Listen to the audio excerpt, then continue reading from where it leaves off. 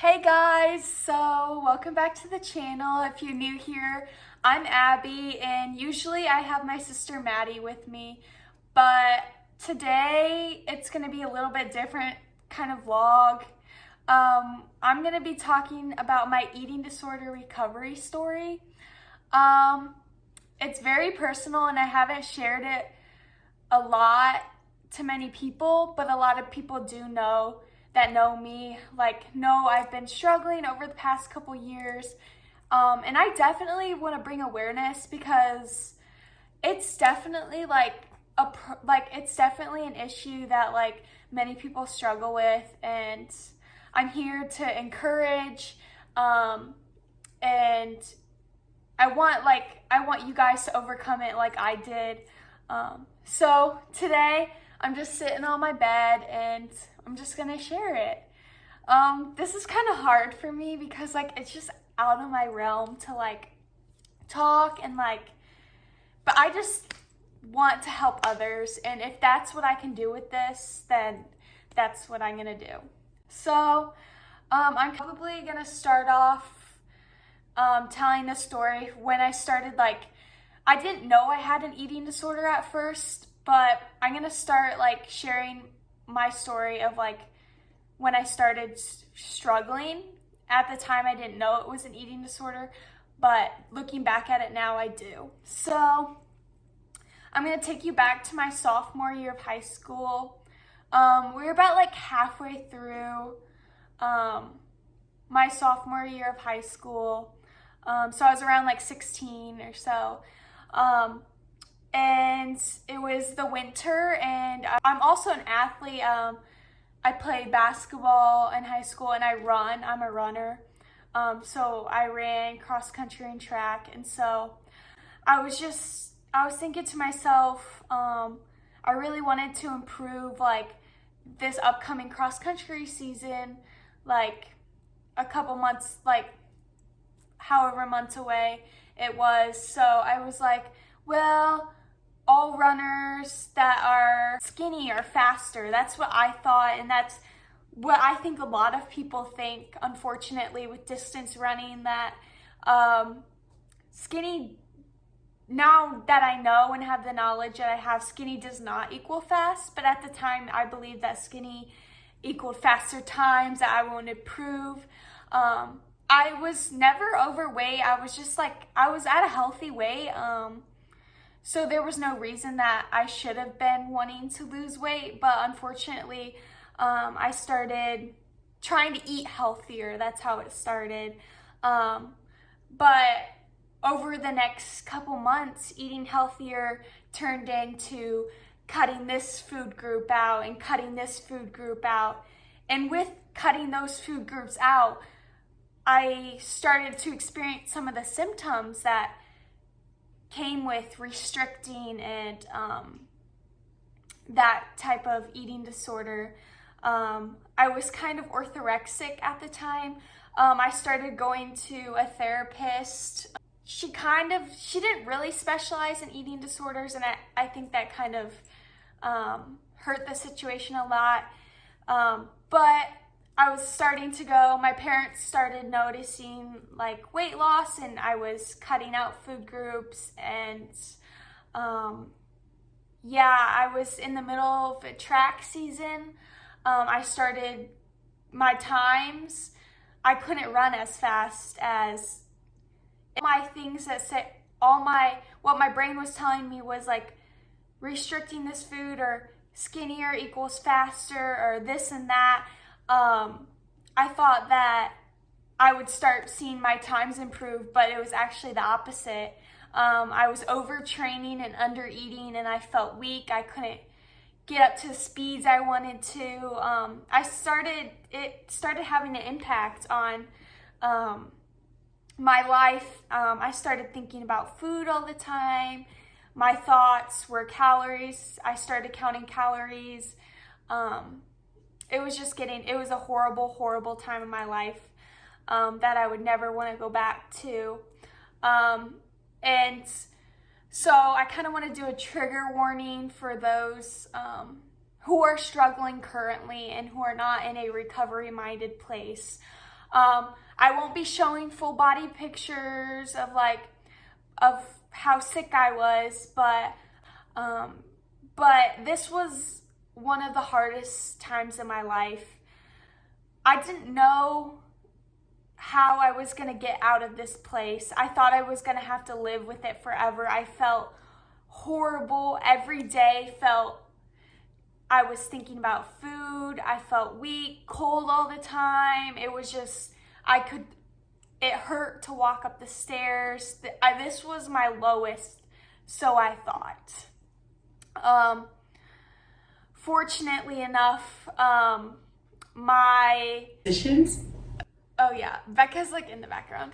Cause like, yeah, physician assistant was like, you're not cleared to run anymore, and he gave me a weight, which, thinking about it now, like looking back on it, it probably wasn't the best idea cause I knew my weight the whole time, cause I wasn't working with a dietitian that specialized in eating disorders.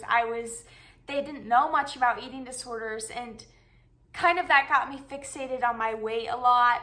And so they would tell me my weight when I would go in for a checkup, because I would have to go in weekly at that point because of my health, and like my labs were a bit off and stuff like that. And they were concerned about me. And then I thought I was perfectly fine, nothing to worry about. I was so consumed by the eating disorder brain. And it literally gives you tunnel vision. You cannot think clearly when you have an eating disorder. And if like anybody is struggling with it now, you are not thinking in your right mind. Like your eating disorder, once you get farther in recovery, you have to distinguish your eating disorder brain from your actual self. And at that time, my eating disorder self was doing all the talking. But luckily, what helped me was I had YouTubers, some YouTubers that I found that were very like recovery focused, and they helped me. Like the YouTubers that would do like talking about eating disorders and talking about like motivational stuff, and that helped me but the start of recovery was very, very hard. I had very, very bad extreme hunger, to where my body was so physically full, but I was still mentally hungry. And I think it lasted quite a while. And slowly I started feeling happier, and things were looking better. So we thought. At that time, I was kind of in what they call quasi-recovery. I wanted recovery, but I was still scared, which a lot of you or have experienced, like you were scared to either make a step, like you scared to wait for your weight gain, like you're really scared. So I was kind of, unfortunately, if I would have listened to my extreme hunger and just went through with it, I probably would have been in a lot better boat than I ended up in.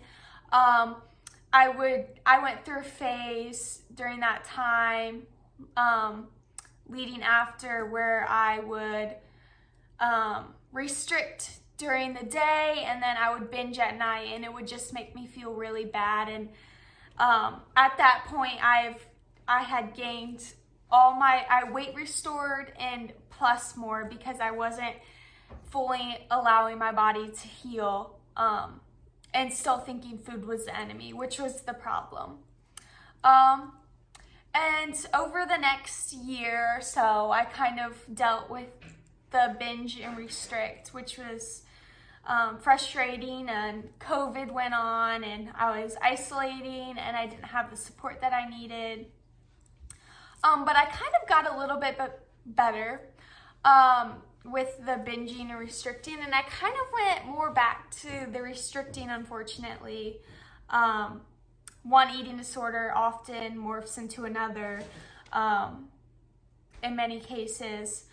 Um, but what I learned through my experience was I really truly didn't full on, and I feel like recovery is something you have to do 100%.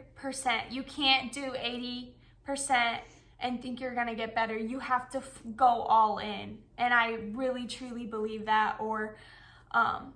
So I was kind of like still I started restricting a little bit that next year, and I was going into my senior year of high school. My junior year was just that binge, restrict, just awful. All of it was awful, but I got to a point where I started going back into my restricting patterns, and it was kind of rough. It kind of slowly developed. It wasn't like immediately. This was over like a span of a couple months, like summer going into fallish area. And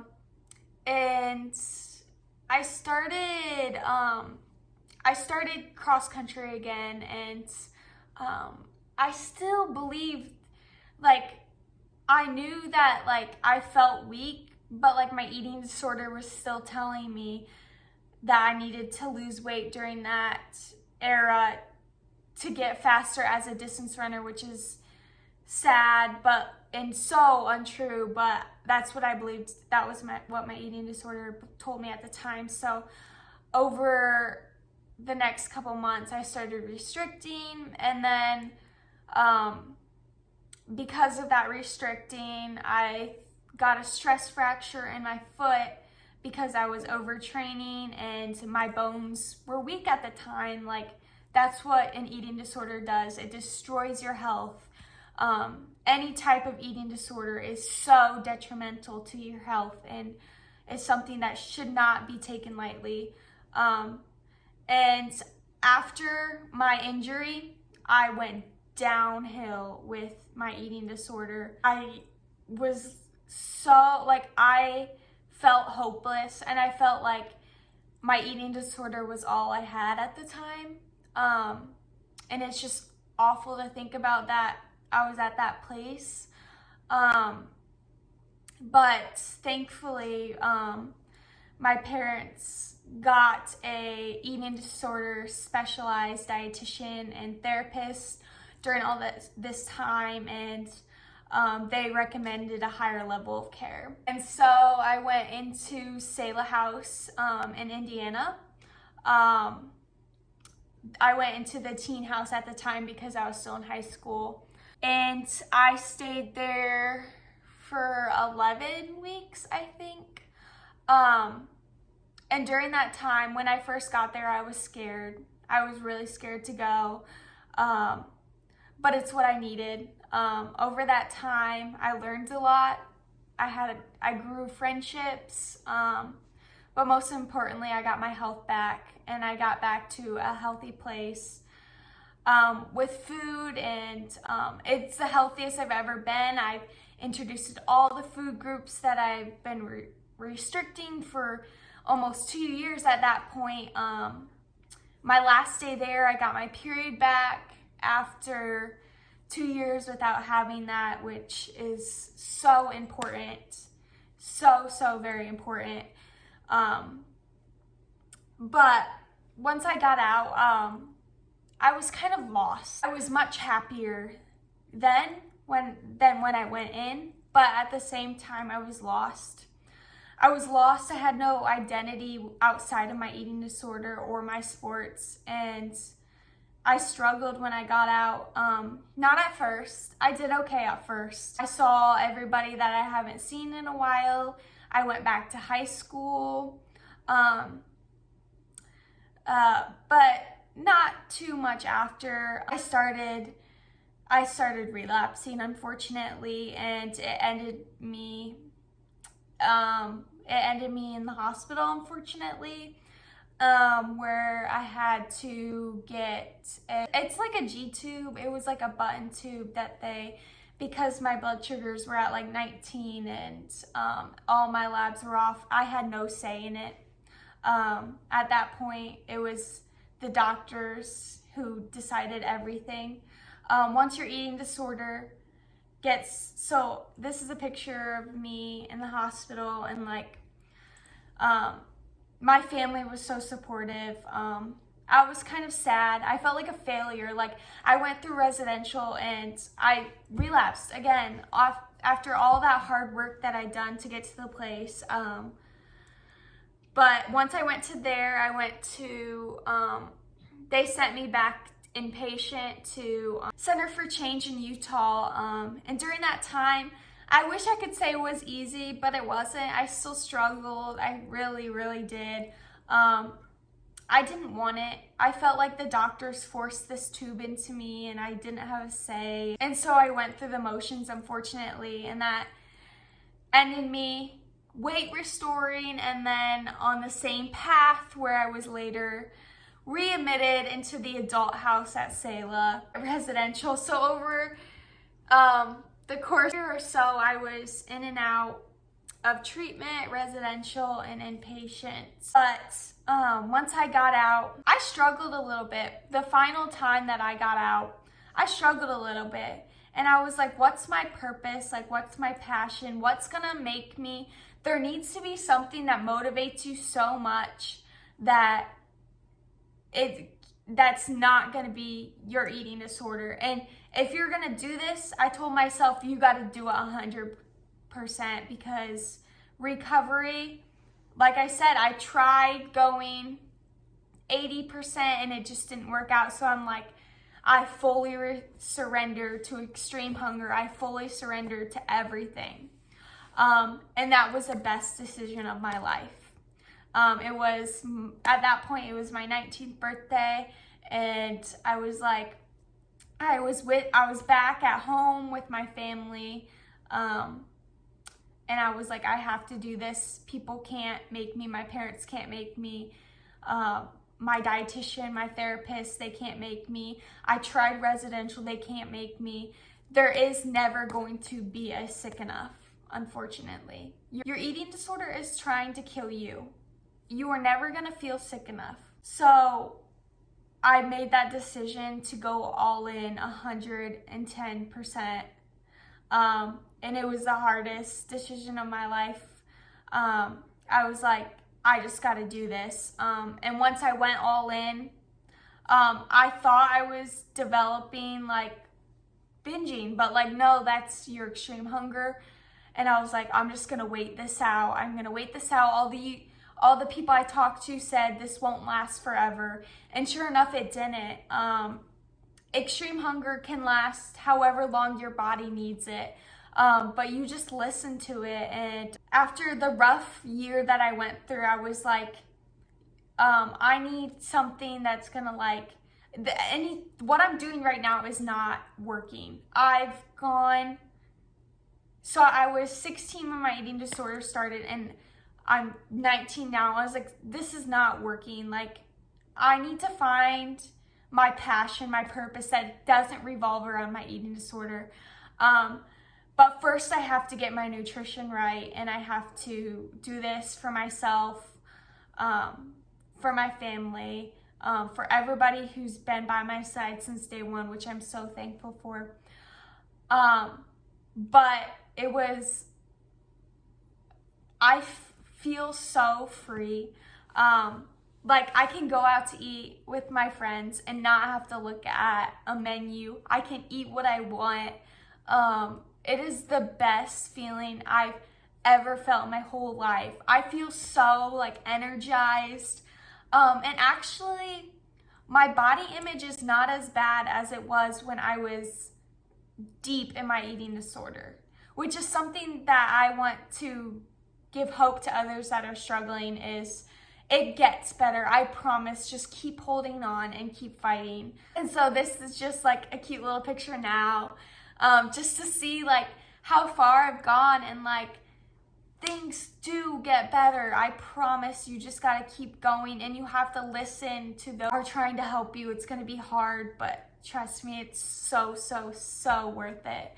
But so that's just like there's like a lot in between that story, but I just wanted to give you guys, and I probably forgot stuff to say, but I just wanted to like brief it up a little bit and like give some encouragement, and that like things like they might seem like, if you're struggling right now, if I can give you any words of like encouragement, I just want you to keep fighting. Say things get better, but right now they might not feel that way. But if you truly give it all you got and finally find that food freedom, and you will feel so much better than you ever did, even though your eating disorder says that you will never feel good in your body. Yeah, you might not ever feel good in your body, but you will accept your body. And that's the point that we all need to get with the society that's telling us we're not good enough. So that's kind of just a little bit of my story, and sorry if it was kind of all over the place and I'm moving my arms a lot because I was kind of nervous, but so thanks for listening to my little talk. Like and subscribe. Leave in the comments if you want us to do more, if you want me to talk more about it, or if you don't. I guess you made it to the end, so, but yeah, see you guys.